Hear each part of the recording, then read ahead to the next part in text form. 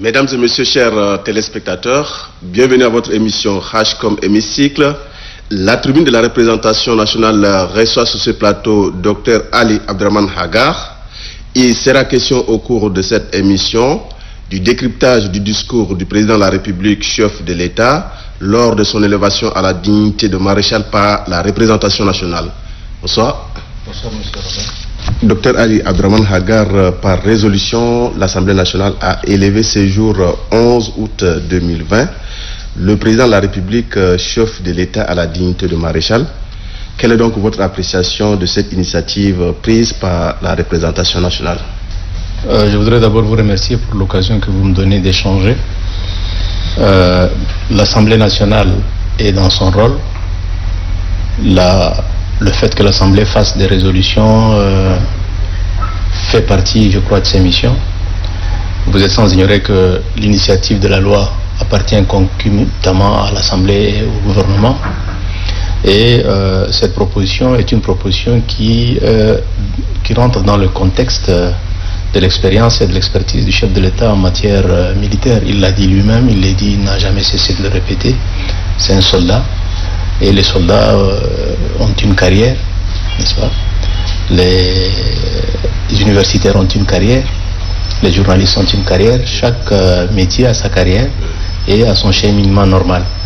Et à travers donc cette élévation, je crois qu'on a, l'Assemblée a salué le courage du peuple tchadien en général, de tous ces hommes et de toutes ces femmes qui sont tombés pour nos libertés, pour notre indépendance, pour l'intégrité territoriale.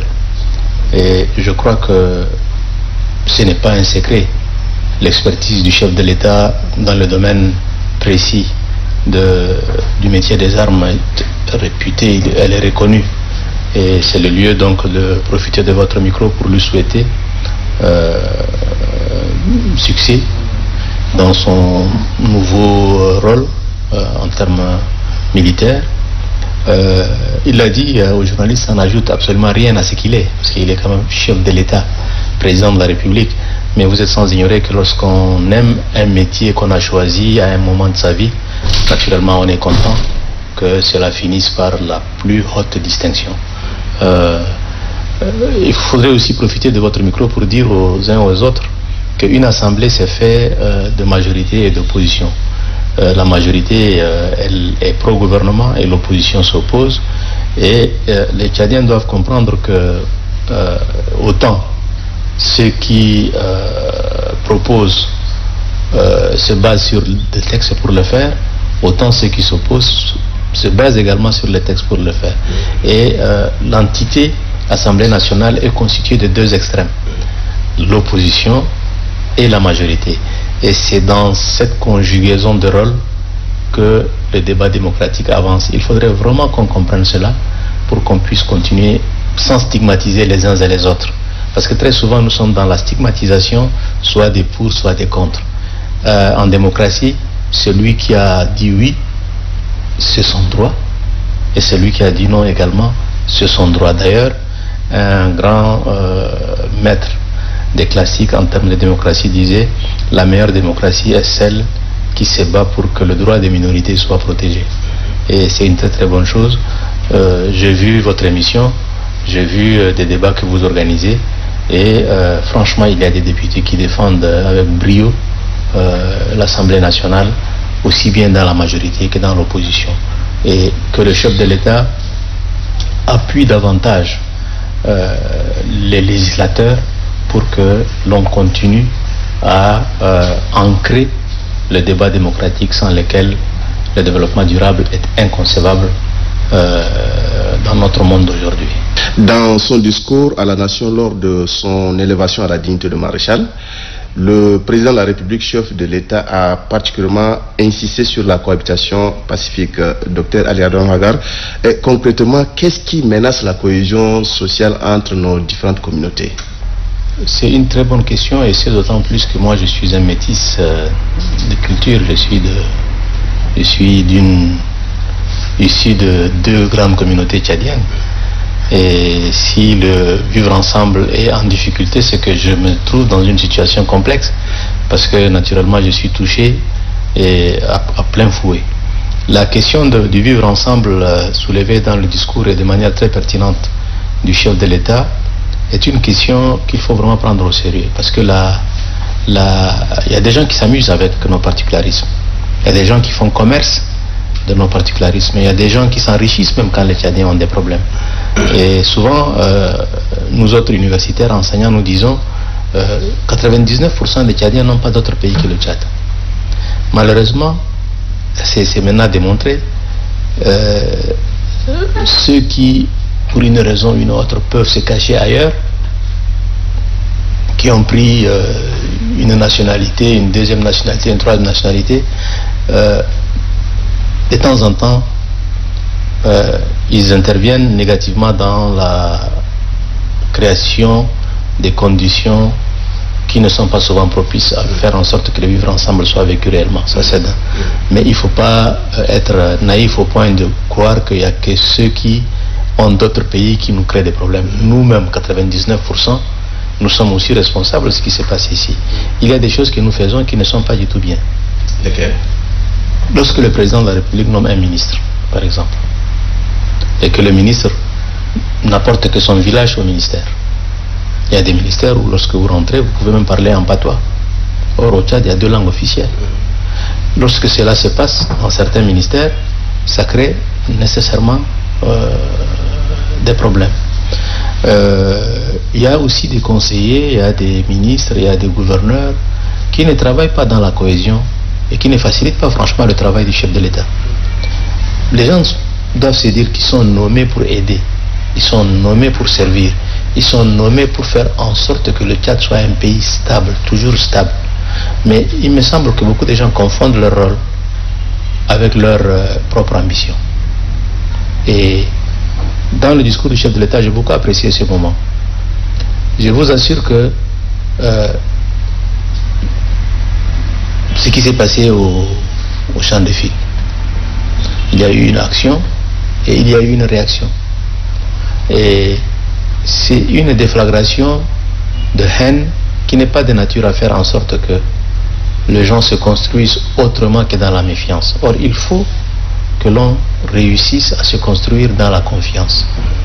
C'est quoi se construire dans la confiance? C'est pouvoir se marier là où on veut. C'est pouvoir étudier là où on veut. C'est pouvoir investir là où on veut. C'est pouvoir se promener là où on veut. Ces choses-là deviennent de plus en plus rares. Les villes deviennent des ghettos. Vous avez des quartiers qui ressemblent à des villages. Or, une ville, ce n'est pas fait pour que les gens créent, comme l'a dit un député Gali Katangote. Une ville, ce n'est pas une unité arithmétique de village. Une ville, c'est le vivre ensemble, c'est la citoyenneté, c'est la cité. Or, pour éviter ça, il faudrait nécessairement qu'au niveau de l'aménagement du territoire, on commence, comme le gouvernement l'a fait en 2016, en 2013, il faut nécessairement commencer par créer des quartiers pilotes.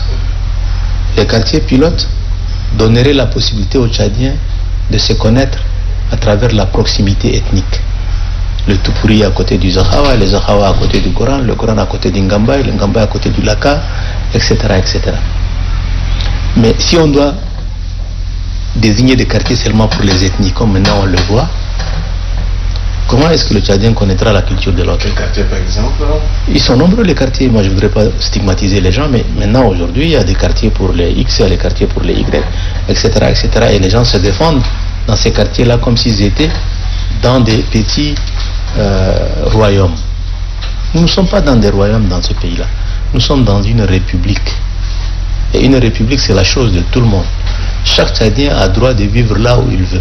Il y a des gens même qui empêchent à d'autres Tchadiens de vivre là où ils veulent vivre. Investir là où ils veulent investir. On a même vu ces dernières années des situations qui sont rapportées par la presse, qui sont rapportées également par le vécu. Il y a des gens qui ne louent pas leur maison à d'autres Tchadiens, qui ne donnent pas leurs enfants à d'autres Tchadiens.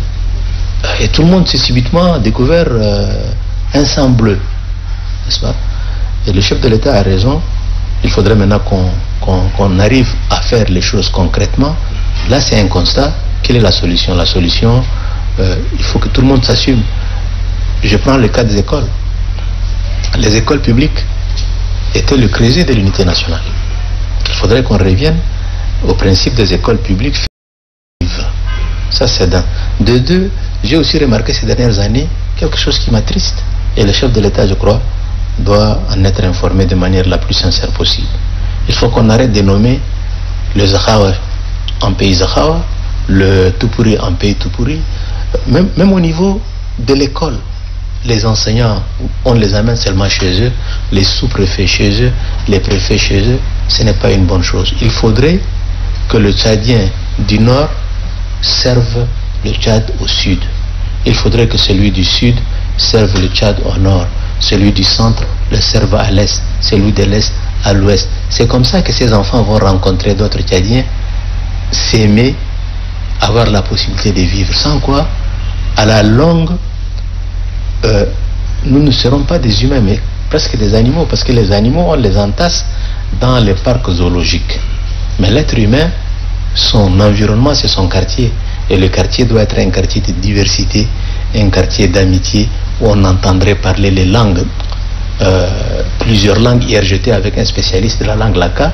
Il m'expliquait c'est quoi sur le Laka, quelles sont les relations de Laka avec les Ngamba et les Ngamba avec les autres, etc., avec les Mouroum et tout et tout. Mais ça, là, comment on va l'avoir si on ne vit pas ensemble? Et c'est là où je dis, le chef de l'État a raison, il faut que les hommes politiques qui n'ont pas d'autre argument que de se constituer des petits bastions ethniques, l'instrumentalisation de l'ethnie, à la longue, c'est très très dangereux. On l'a vu dans les pays des Grands Lacs, nous sommes en train de le voir dans certains de nos quartiers. Nous le voyons de temps en temps, les conflits intercommunautaires, et il faut que cela cesse, parce que quand vous regardez un peu ce qui se passe, il y a même des ministres qui défendent les leurs, il y a des militaires qui défendent les leurs. On ne peut pas faire ça. Et là, on n'aide ni le chef de l'État, ni le pays, ni sa propre mission. Il faut être dans la justice, dans la loi, donner raison à celui qui a raison, donner tort à celui qui a tort, et ainsi, le discours du chef de l'État, à mon avis, il faut le dupliquer, le répéter de temps en temps. Il y a des passages qu'il faut faire passer de temps en temps en arabe, en sara, en gamba et dans d'autres langues du Tchad, pour que les gens s'approprient ces passages-là. Sinon, il y a des dangers qui glissent à gauche, à droite, sans qu'on se rende compte, et ça deviendra très dangereux un jour. Oui, docteur, en guerre contre certains comportements de nature à mettre en mal la stabilité, le vivre ensemble et la cohésion sociale, le président de la République, chef de l'État, a particulièrement insisté sur la cohésion sociale, le vivre ensemble. Il disait, je cite, « La liberté n'est pas le désordre est l'ennemi de la liberté, la démocratie n'est pas l'anarchie est l'antithèse de la démocratie. La justice n'est pas l'impunité ou la vengeance. L'impunité et la vengeance sont la négation de la justice. » Votre décryptage. Il a parfaitement raison. La liberté, ce n'est pas l'anarchie. La démocratie, ce n'est pas l'anarchie. La justice, ce n'est pas la vengeance. Et c'est cette partie du discours qui a retenu mon attention, et c'est le lieu de jeter des fleurs à des hommes de loi qui font normalement leur travail. Lorsque vous avez un procureur comme le procureur, excusez-moi, c'est quand un Tchadien fait bien son travail, il est temps qu'on dise son nom pour qu'il devienne un exemple. Lorsque vous avez un procureur comme le procureur Youssouf Tom, aujourd'hui, c'est un procureur qui nous rassure tous, n'est-ce pas? Nous avons besoin des gens qui rassurent par leur comportement, par leur capacité à appliquer la loi, rien que la loi. Et nous le voyons aujourd'hui au niveau de la justice avec ce procureur-là. Il fait tout pour que les gens ne se rendent pas justice eux-mêmes. C'est vrai, lorsque vous avez l'impression que le juge ne fait pas ne vous donne pas raison, même lorsque vous avez raison, humainement, qu'est-ce que vous avez comme tendance chez l'être humain? On ne me donne pas raison, j'ai raison, je vais me faire justice moi-même. j'attaque, je fais n'importe quoi. Mais lorsque vous avez des procureurs comme ce monsieur, même si vous avez envie de vous faire justice, vous vous dites non, ce n'est pas la peine que je me fasse justice parce qu'il y a la justice. Mais force est de reconnaître, monsieur Douba Robert, qu'il y a des gens qui sont spécialistes dans la création des problèmes plutôt que dans les solutions. Et ils sont nombreux. Ils sont vraiment nombreux à tous les niveaux. Vous avez un problème, vous le portez chez quelqu'un qui a été investi du pouvoir par le chef de l'État et le gouvernement pour qu'il rende justice, au lieu de vous rendre justice, au lieu de dire monsieur, vous avez raison, vous avez tort, il va donner raison à celui qui a tort, il va donner tort à celui qui a raison et vivre les dégâts. Il y a encore un autre monsieur c'est le lieu de le citer. Moi, chaque fois que je vois à la télé des résolutions non violentes des conflits par des gouverneurs, j'ai envie de les appeler et de leur dire super. Un jour, j'ai appelé comme ça M. Dagoya Kouba, qui est aujourd'hui gouverneur au Guéra et qui était dernièrement au Logon occidental. Une situation conflictuelle extraordinaire. Un autre se serait empêtré et on serait rentré dans le désordre. Il l'a réglé de la manière la plus calme possible. Je l'ai appelé pour lui dire, monsieur le gouverneur, vraiment toutes mes félicitations, mais dites-moi, moi je suis un enseignant et je cherche toujours à apprendre. Comment vous avez fait pour régler ce problème? Il a dit, allez, j'ai donné raison à celui qui a raison et j'ai donné tort à celui qui a tort. Point, barre à la ligne. Donc quand c'est comme ça, on n'a pas de problème. L'autre élément, c'est la démocratie. Dans la démocratie, il y a le pouvoir du peuple par le peuple. Oui. Il faudrait... La démocratie n'est pas l'anarchie. La démocratie n'est pas l'anarchie. Pour que la démocratie ne soit pas l'anarchie, excusez-moi, il faudrait que les libertés acquises soient toujours protégées. Ça, c'est très important. Quand vous protégez les libertés acquises, et là, dans le livre que je suis en train d'écrire, j'insiste sur le fait que la déclaration du 4 décembre est l'une des meilleures déclarations en termes d'histoire politique du Tchad, parce que le chef de l'État a dit la liberté. Malheureusement, il y a des nostalgiques de la pensée unique. Il faut qu'on le dise. Il y a des nostalgiques de la pensée unique. Il y a des nostalgiques des groupes chocs qui ne donnent même pas la possibilité au chef de l'État de s'informer autrement que par le canaux qu'ils ont mis à sa disposition. Ce n'est pas une bonne chose. Et pour que la démocratie ne soit pas une anarchie, il faudrait que cet héritage liberté que nous avons grâce à la lutte des Tchadiens et grâce à la victoire du 1er décembre là, que cet héritage soit toujours porté dans les dimensions historiques. Dès que quelqu'un veut enfreindre la liberté, on lui dit là, c'est la ligne rouge qu'il ne faut pas dépasser. Sinon, qu'est-ce qui se passe aujourd'hui? Il y a des gens qui profitent de leur liberté, soi-disant, et qui font quelquefois des choses qui sont quand même inacceptables. Il y a des gens qui profitent aussi de la même liberté, qui les sanctionnent pour des choses inacceptables. J'ai envie de dire sincèrement aux Tchadiens, si on peut humaniser notre façon de lutter politiquement, on gagnerait en beauté. Regardez, aujourd'hui, beaucoup de gens ont déserté la politique. Or, la politique, c'est l'art de diriger. C'est l'art de bien diriger. La politique, c'est pas injurier, c'est pas à toi, Doba, à toi, Ali, à toi, monsieur le président, à toi, monsieur le premier ministre, à toi, monsieur le secrétaire général. Non, non, ça, c'est pas de la politique. N'est-ce pas?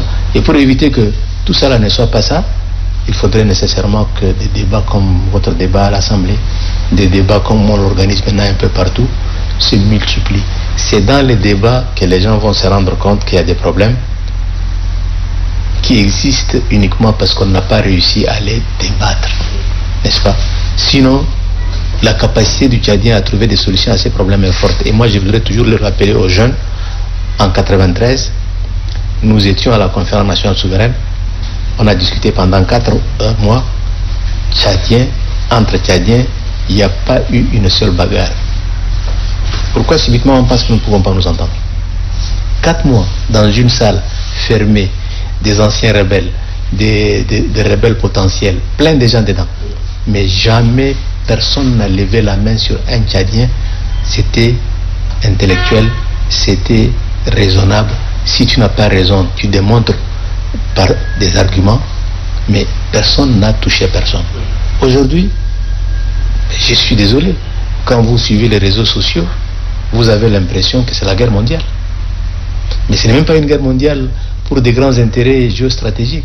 C'est une guerre mondiale entre les ethnies, entre les individus, pour des choses sans valeur, n'est-ce pas?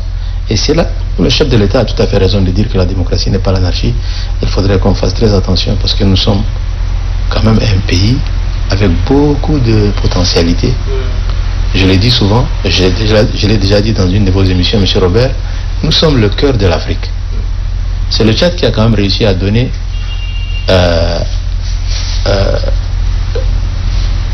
c'est prétentieux ce que je veux dire, mais c'est quand même le Tchad qui a permis à la France, avec d'autres pays, de se libérer des nazis. Nous étions le premier peuple, la première nation, le premier pays à avoir répondu à l'appel de la fraternité. Nous sommes le premier à avoir répondu à l'appel de la fraternité des frères du Mali, du Niger. Nous ne sommes pas un petit peuple, il faudrait que les gens voient un peu plus grand pour qu'on ne revienne pas souvent sur des choses franchement qui ne nous honorent pas. La liberté qui n'est pas un désordre, le président veut dire que moi je l'interprète en tant qu'ancien collaborateur. Quand vous voyez toutes les vitres fumées, pourquoi les gens se cachent pour circuler? S'il vous plaît, ça là, il faut que ces débats-là, on l'installe. Pourquoi? Et d'ailleurs, c'est souvent des responsables qui se cachent dans les vitres fumées pour circuler. Pourquoi? Vous aussi, vous avez une voiture juste. Je n'ai pas de vitre fumée. Je peux me cacher, mais je peux me cacher de qui? De mes voisins? De vous, d'Oba Robert? Pour que quand je passe, vous ne me reconnaissiez pas. Les Tchadiens ne sont pas bêtes, ils connaissent les immatricules. Maintenant, on enlève même les immatricules. Ça, c'est la liberté ou ça, c'est l'anarchie, ça? Les ministres, les députés, à commencer par eux, tous ceux qui sont à côté du chef de l'État doivent se promener de manière transparente pour que le peuple les voit, les aime. Parce que quand vous voyez un député, quand vous voyez un maire, quand vous voyez un ministre, ça c'est notre ministre qui passe, ça fait plaisir. Lorsque dernièrement on a vu la jeune ministre les pieds dans l'eau avec une botte, ça fait un buzz, tout le monde est content. On veut ça parce que lorsqu'un ministre réussit, lorsqu'un ministre est dans cette dimension, c'est le président qui gagne. Mais lorsqu'un ministre se cache, il sort, ça lui passe ses voisins. Il est dans sa vitre fumée.